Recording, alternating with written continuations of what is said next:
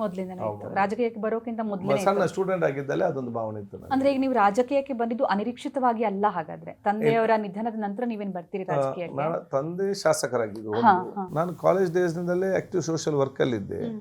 ಇದನ್ನು ನೋಡಿಕೊಂಡು ನನ್ನನ್ನು ಸ್ಟೂಡೆಂಟ್ ವಿಂಗಿದು ಲೀಡರ್ ಆಗಿ ಮಾಡಿದರು NSUI ಅಲ್ಲಿ. ಆಗ ಜನಾರ್ದನ್ ಪೂಜೆ SC ಸೆಕ್ರೆಟರಿ, ಅವರ ಗರಡಿಯಲ್ಲಿ ನಾನು ಒಳಗೆ ಬಂದೆ. ನಮ್ಮ ಜಿಲ್ಲೆಯಿಂದ ವೀರಪ್ಪ ಮೊಯ್ಲಿ, ಆಸ್ಕರ್ ಫೆರ್ನಾಂಡಿಸ್, ಸೊ ಇವ್ರದ್ದು ಮತ್ತು ತಂದೆ ಅವರದ್ದು ಇಂಥಲ್ಲಿ ಹಿರಿಯ BM ಮೊಯ್ದೀನ್ ಅಂತ ಇದ್ದರು, ರಮನಾಥ್, ಇವರೆಲ್ಲ ರಾಜಕೀಯದ ಒಂದು ವಿಚಾರ. ವಿನಯ್ ಕುಮಾರ್ ಸರ್ಗೆ ಬಲ್ ಹತ್ತಿರದ ಅವತ್ತಿನ ಸಣ್ಣದಿಂದಲೇ ನಾನು ನೋಡಿದ್ದೇನೆ ಎಲ್ಲ ವಿಚಾರ.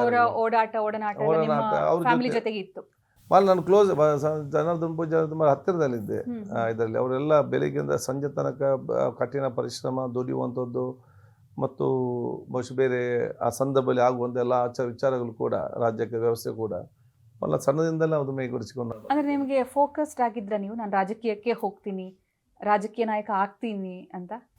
ನನಗೆ ರಾಜ್ಯಕ್ಕೆ ಆಗಬೇಕಂತ ಫೋಕಸ್ ಕ್ಲಿಯರ್ ಆಗಿತ್ತು ಆಯದಲ್ಲಿ, ಮತ್ತು ಅದು ದೇವರೇ ಇಚ್ಛಿಸಿದ್ರೆ. ಅದೇ ಯೋಗ, ಯೋಗ್ಯತೆ, ಪರಿಶ್ರಮ ಮೂರು ಕೂಡ ಕೈಗೂಡಿದೆ. ನನ್ನ ಹತ್ರ ಒಂದು 3 ವರ್ಷ ಮುಂಚೆ, ಬೇರೆ 3 ವರ್ಷ ಅಲ್ಲ, ಒಂದು 5 ವರ್ಷ ಮುಂಚೆ ನಾನು ಏನೊಂದು ಸ್ಟೂಡೆಂಟ್ ಇಶ್ಯೂಗೆ ಆಯಿತು. ನಾನು ಸ್ಟೂಡೆಂಟ್ ಲೀಡರ್ ಆಗಿದ್ದಾಗ ಇದರಲ್ಲಿ, ಆಗ ನಾನು ವಿಧಾನಸೌಧಕ್ಕೆ ಬಂದೆ, ಗೋವಿಂದ ಎಜುಕೇಷನ್ ಮಿನಿಸ್ಟರ್. ನಾವು ಸ್ಟೂಡೆಂಟ್ ಲಾ ಕಾಲೇಜಲ್ಲಿ ಫೈನಲ್ ಏನೋ ಒಂದು ಸ್ಟೂಡೆಂಟ್ ಇಶ್ಯೂ ಆಗಿ ನಾವು ಬಂದಾಗ, ಶಂಕರ್ ಗೌಡ್ರು ಇದಾಗಿದ್ರು CET ಅಲ್ಲಿ. ಆಗ ಜಸ್ಟ್ ಸ್ಟಾರ್ಟ್ ಆದಷ್ಟೇ Malleshwaram CET centre Malleshwaram underground building ಅಲ್ಲಿ ಇತ್ತು. ಆಗಂತ ಕೇಳಿದ್ರು, ಏನು ನಿನ್ನ ಫ್ಯೂಚರ್ ಅಂತೇಳಿ. ಅಲ್ಲಿ ವಿಧಾನಸೌಧ ಮೂರನೇ ಮಾಡಿಯಲ್ಲಿ ನಾವು ಎಜುಕೇಷನ್ ಮಿನಿಸ್ಟರ್ ಹೊರಗೆ ನಿಂತಿದ್ದೆ ಅವ್ರು ಕಾದ್ಕೊಂಡು. ಆಗ ಬೇರೆ ಯಾರಾದ್ರೂ ಡೈರೆಕ್ಟರ್ ನೋಡಿದ್ರೆ ದಯವಿಟ್ಟು ಸಿನಿಮಾ ಮಾಡುವುದು. ಬ್ಯೂಟಿಫುಲ್ ಸೀನ್, ಹೇಳಿ ಸರ್ ಅದನ್ನ ಚಂದ ಮಾಡಿ ಹೇಳಿದ್ರ. ತುಳು ಸೇರಿಸಿದ್ರು ಪರವಾಗಿಲ್ಲ ಇದ್ರಲ್ಲಿ. ಆಗ ನಾವು ಈಗ ಲೈನಲ್ಲಿ ಕೂತ್ಕೊಂಡಿದ್ದೆಲ್ಲ ಸೀನಿಯರ್ಸ್ ಎಲ್ಲ ಇದ್ರಲ್ಲ, ಕಾಯ್ತಿದ್ದು. ಆಗ ಕೇಳಿದ್ರು, ಏನು ನಿನ್ನ ಪ್ಲಾನ್ ಏನು, ಫ್ಯೂಚರ್ ಪ್ಲಾನ್ ಅಂತ ಕೇಳಿದ್ರು. ಸುಮ್ಮನೆ ಹಿಂಗ್ ನೋಡ್ಬೇಕಿತ್ತು ಸರ್. ಇಲ್ಲ, ಆಗ ನಾವು ಮುಂದೆ ಹೈಕೋರ್ಟ್ ಮುಂದೆ ಸರ್ಕಲ್ ಇತ್ತಲ್ಲ, ಆ ಸರ್ಕಲ್ ನಾನು ತೋರಿಸಿದ್ದೆ. ನಾನೀಗ ಸರ್ಕಲ್ ಹತ್ರ ನಿಂತಿದ್ದೇನೆ ಆ ಕಡೆ. ನಾನು ಹೈಕೋರ್ಟ್ಗೆ ಪ್ರಾಕ್ಟೀಸ್ ಹೋಗ್ತೇನೆ, ಅಥವಾ ನಾನು ಈ ಕಡೆಗೆ ಬರ್ತೇನೆ. ನಾನು ಲಾ ಮಾಡ್ತಿದ್ದಲ್ಲ, ನಾನು ಹೈಕೋರ್ಟ್ಗೆ ಹೋಗ್ತೇನೆ ಅಥವಾ ವಿಧಾನಸೌಧಕ್ಕೆ ಬರ್ತೇನೆ ಅಂತ ಹೇಳಿ. ಬ್ಯೂಟಿಫುಲ್ ನೋಡಿ, ಮ್ಯಾನಿಫೆಸ್ಟೇಷನ್ ಅನ್ನೋದು ನಾವು ಸಂಕಲ್ಪ ಮಾಡಿದ್ರೆ ಎಷ್ಟು ನಿಜ ಆಗತ್ತೆ ಕೆಲವೊಂದ್ಸಲ ಅಂತ ಹೇಳೋದೇ. ನನಗೆ ಅದು ಖಂಡಿತವಾಗಿ ನಾನು ನಂಬ್ತೇನೆ, 100% ನಾನು ನಂಬ್ತೇನೆ. ನೀವು ಒಂದು ಮಾತು ಹೇಳಿದ್ರಿ ಅಷ್ಟೇ, ಒಂದು ಆ ಕಡೆ ಇಲ್ಲ ಈ ಕಡೆ ನೀವು ಬರೀ ಬಂದಿಲ್ಲ, ಮೆಟ್ಲಷ್ಟೇ ಆಗ್ತಿಲ್ಲ ನೀವು. ಇವತ್ತು ನೀವು ಎಲ್ಲರನ್ನು ಕಂಟ್ರೋಲ್ ಮಾಡ್ತಾ ಇದೀರಾ ಆ ಪೊಸಿಷನ್ ಅಲ್ಲಿ ಕೂತ್ಕೊಡಿ. ಎಂತ ಗೌರವಿತ ಸ್ಥಾನ ಸರ್ ಅದು, ಸ್ಪೀಕರ್ ಸ್ಥಾನ. ಎಷ್ಟು ಜನಕ್ಕೆ ಸಿಗತ್ತೆ ಹೇಳಿ ಆ ಭಾಗ್ಯ? ಎಲ್ಲ ಅದನ್ನೇ ಭಾಗ ಸಿಕ್ಕುದು ಕಡಿಮೆ. ಮತ್ತೆ ಒಮ್ಮೆ ಆದ್ರೂ ಕೂಡ ಒಂದು ಶಾಸಕರು ಅಂತ ಹೇಳುವವರು ಅದನ್ನೊಂದು ಸೀಟ್, ಅದೊಂದು ಅನುಭವಿಸಬೇಕು. Speaker very good. ನೋಡಿ, ಈಗ ಹೊರಗಡೆ ಸ್ಟೇಟ್ಮೆಂಟ್ ಎಷ್ಟೇ ಕೊಡ್ಬೋದು ರಾಜಕಾರಣಿಗಳು, ಟಿವಿಲಿ ಬರುತ್ತೋ, ಯೂಟ್ಯೂಬಲ್ಲಿ ಬರುತ್ತೋ, ಸೋಷಿಯಲ್ ಮೀಡಿಯಾದಲ್ಲಿ ಬರುತ್ತೋ, ಹೋಗುತ್ತೆ.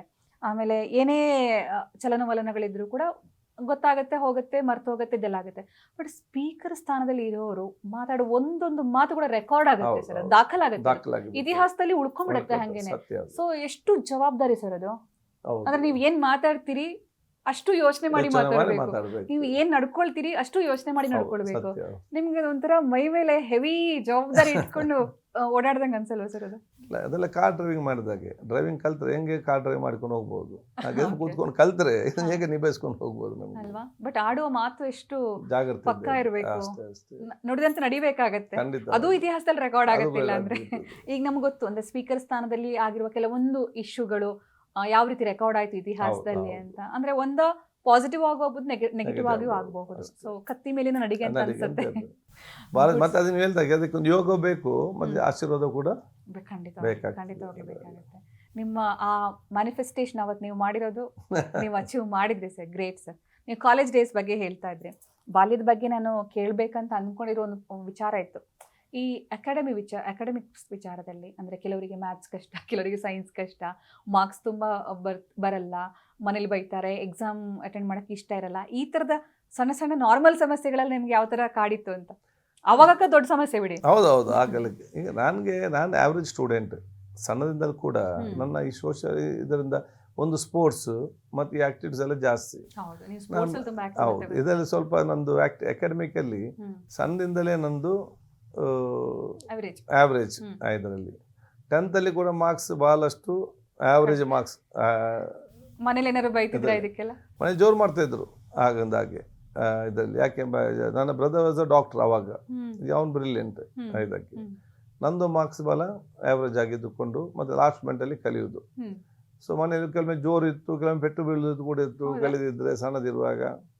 ನಾನು 10th ನಾವು ಸೆಕೆಂಡ್ PUCಗೆ, ಸೊ ನನ್ನ ಬ್ರದರ್ ಡಾಕ್ಟರ್ ಆದ ಕಾರಣ ಅವತ್ತು ಹ್ಮ್. ನನ್ನನ್ನು ಇಂಜಿನಿಯರ್ ಮಾಡಬೇಕಂತ ಆಸೆ ಇತ್ತು. Okay. ಆಯಿತು, ನಾನೊಂದು ಜೋಶಲ್ಲಿ ಆಯಿತು ನಾನು ಕೂಡ ಆಗ್ಬೋದು ಅಂತ ಹೇಳಿ ನಾವೆಲ್ಲ ಕೂಡ ಸೈನ್ಸ್ಗೆ ಅಪ್ಲಿಕೇಶನ್ ಹಾಕಿದ್ದೆವು ಹಾ. LOCS ಅಲ್ಲಿ. 10th ಮುಗಿಸಿ ನಾವು 5-6 ಜನ ಇದ್ದೆವು. ನಮಗೆ ಎಲ್ಲ ಆವ್ರೇಜ್ ಮಾರ್ಕ್, ಅಲ್ಲಿ ಅಷ್ಟು ಸೀಟು ಸಿಕ್ಕುದಿಲ್ಲ ಆವಾಗ. ಹೌದು. ನಮ್ಮ LOCS ಅಲ್ಲಿ ಸೀಟ್ ಸಿಗೋದು ದೊಡ್ಡ ವಿಚಾರ ಅದು ಬಿಡಿ. ಆ ದಿನಗಳಲ್ಲಿ ಮತ್ತು ವಿಚಾರ. ಹೌದು. 2-3 ನಮ್ಮ ಫ್ರೆಂಡ್ಸು ಅವ್ರು ಉತ್ತಮ ಮಾರ್ಕ್ ಆಗಿ ಅವರಲ್ಲಿ ಸೈನ್ಸ್ ಸಿಕ್ಕಿದೆ. ಹಾ. ಸೊ ನಮಗೆ ಒಂದು ಈ ಮನೆಯಲ್ಲಿ ಇಂಜಿನಿಯರ್ ಮಾಡಬೇಕಂತ ಒಂದು ಇದಿತ್ತು, ಅದೊಂದು ಜೋಶು. ಇನ್ನೊಂದು ನಮ್ಮ ಫ್ರೆಂಡ್ಸ್ ಈಗ 10th ನಮ್ಮ ಜೊತೆಲಿ ಇದ್ದವ್ರು ಈಗ ಅಲ್ಲಿ ಅಲ್ಲಿ ಹೋಗುವುದಂತೇಳಿ ಆಸೆ. ನಾವು 4-5 ಜನ ನಾವಿದ್ದೆವು. ಪ್ರಿನ್ಸಿಪಲ್ ಲಾಸ್ಟ್ ಮಿನಿಟ್ ಕರೆದ್ರು ನಮ್ಮನ್ನು. ಪ್ರಿನ್ಸಿಪಲ್ ಕರೆದು ಕೇಳಿದರು, ನಾನು ನಿಮಗೆ ಅಲ್ಲ, ನಿಮ್ಮ ಮಾರ್ಕ್ ನೋಡಿ ಅಲ್ಲ, ನಿಮ್ಮ ಪೇರೆಂಟ್ಸನ್ನು ನೋಡಿ ನಾನು ಸೀಟ್ ಕೊಡ್ತೇನೆ. ಯಾಕೆಂತ ಹೇಳಿದರೆ ಅವ್ರು ಒಂದಲ್ಲೊಂದು ರೀತಿ ನಮಗೆಲ್ಲ ಹೆಲ್ಪ್ ಮಾಡಿದ್ದಾರೆ ಇದಕ್ಕೆ. But I am telling you are digging a own grave ಅಂತ ಹೇಳಿದರು. ಯಾಕೆ ಹಂಗನ್ಸುತ್ತೆ ಅವ್ರಿಗೆ? ಅವ್ರಿಗೆ